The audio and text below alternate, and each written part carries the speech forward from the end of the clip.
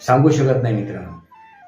कारण त्यांची कुंडली मी बघितल्यानंतर, त्या कुंडलीचा अभ्यास केल्यानंतर ज्योतिषशास्त्राप्रमाणे त्यांचा हा मृत्यूयोग नव्हता एवढं नक्की.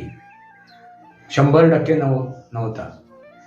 100% त्यांचा मृत्यूयोग नव्हता हे मी ठोकून सांगू शकतो, जेवढा माझा अभ्यास आहे त्या अभ्यासाप्रमाणे. म्हणून याला मी अकाली मृत्यू म्हणतो.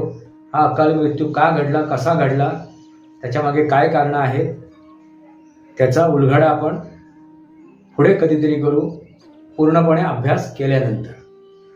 पण थोडक्यात हा अकाली मृत्यू आहे हे 100% मी तुम्हाला ठामरित्या सांगू शकतो.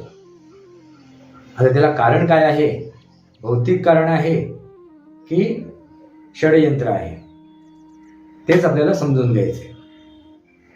हेच ते वास्तव आहे. हे सनातनी वास्तव समजून घ्या. ही गोष्ट एक तुमच्यासमोर ठेवली आहे, एक घटना तुमच्यासमोर मांडलेली आहे. त्यानुसार या तांत्रिक, मांत्रिक आणि यांत्रिक या विषयाला समजून घ्या. त्यावेळेला आपला होरा, जो अहोरा असतो आपला, तो मजबूत असावा लागतो. म्हणजे आपले पंचतत्व